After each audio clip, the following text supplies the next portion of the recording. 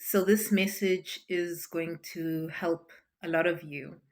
You have arrived on this message because you are a generational curse breaker. That comes with a whole lot of stuff. But one of the things it will help you understand from my perspective, my story.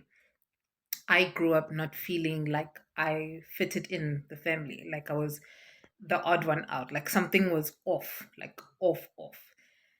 And in that feeling off, I felt that I wasn't good enough, right? So everything became very performative. Like I had to perform in order to receive love and affection because I just didn't understand why the type of love and affection that seemed very simple for me to receive and give just wasn't. It felt it was like a challenge.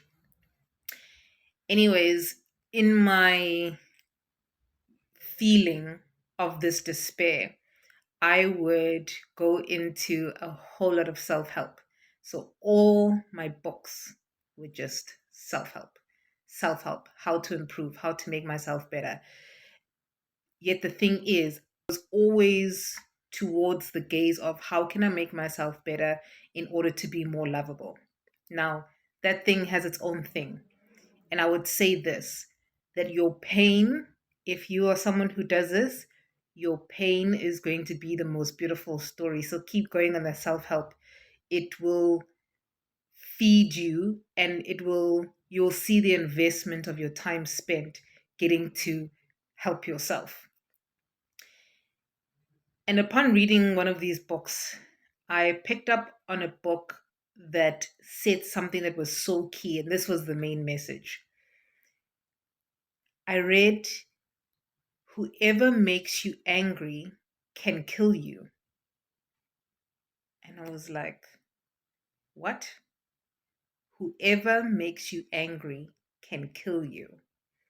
So it might not be them physically taking any weapon to harm you, but your incessant thought of your unexpressed emotions towards them gets bottled up inside of you so much to the point where it can cause and link you towards dis-ease.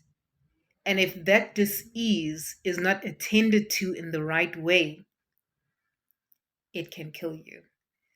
So it's a reminder for some of you today on whatever you're going to take here. But the main thing that I wanted to share was observe what is making you angry. What makes you angry is part of your purpose.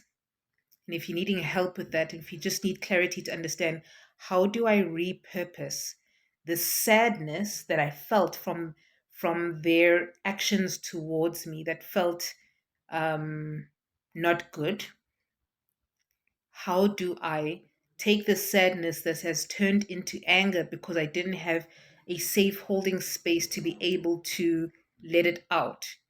How do I now repurpose this anger towards my growth and transformation versus destruction?